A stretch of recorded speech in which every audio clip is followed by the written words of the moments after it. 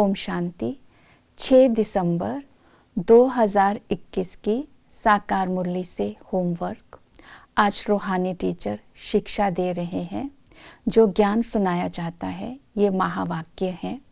एक एक ज्ञान का शब्द रत्न है, इसे जीवन में धारण करना है। जितना इन ज्ञान के रत्नों को धारण करेंगे उतना ही विश्व का मालिक बनेंगे।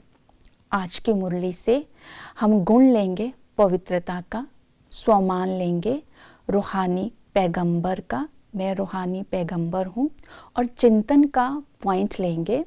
याद करने से और चक्र को फिराने से चक्रवर्ती राजा कैसे बनते हैं।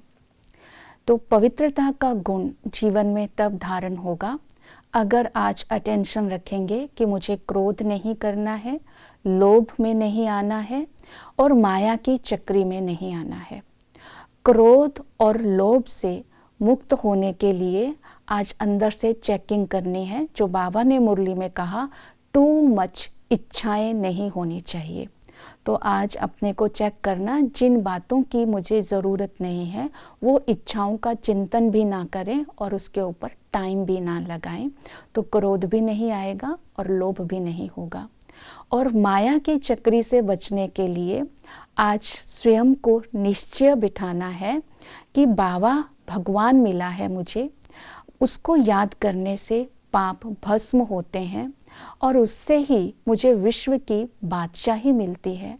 जब ये निश्चय मुझे पक्का होगा तो मैं दूसरों को भी ये निश्चय बिठा सकती हूँ। तो ऐसा निश्चय होने से हम माया का अपोजिशन जो होता है उसको फेस कर सकते हैं और विजयी बन सकते हैं।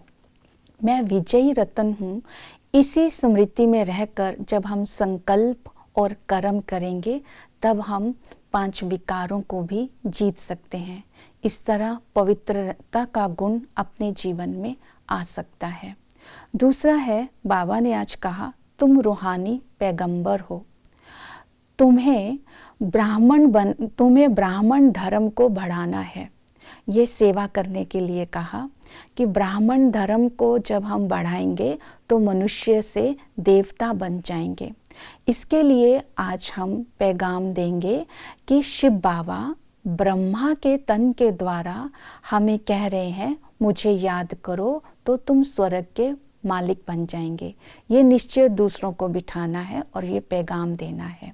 शिव बाबा कहते हैं कि यही भारत पहले स्वर्ग था, अभी ये नरक बना है, फिर से स्वर्ग बनाना है तो माम एकम याद करो। इस तरह जब हम पैगाम देंगे तो सेंटर भी खुलते जाएंगे और प्रजा भी बढ़ती जाएगी। तीसरा है, बाबा ने कहा कि चिंतन करना है कि याद से और स्वदर्शन चक्र फिराने से हम चक्रवर्ती राजा बनेंगे, क्योंकि याद करने से आत्मा शक्तिशाली बनती है और चक्र फिराने से बुद्धिशाली बनती है। याद करने से आत्मा पवित्र बनती है और चक्र फिराने से आत्मा के अंदर अनादि और आदि गुण आते हैं। याद करने से हम कर्म इंद्रिय जीत बन जाते हैं, अर्थात स्वयं पर राज्य हो जाता है, और चक्र को फिराने से हर कर्म श्रेष्ठ हो जाता है। जब हमारा कर्म श्रेष्ठ होगा, आत्मा शक्तिशाली होगी, बुद्धिशाली होगी, तो चक्रवर्ती स्वतः बन जाएगा।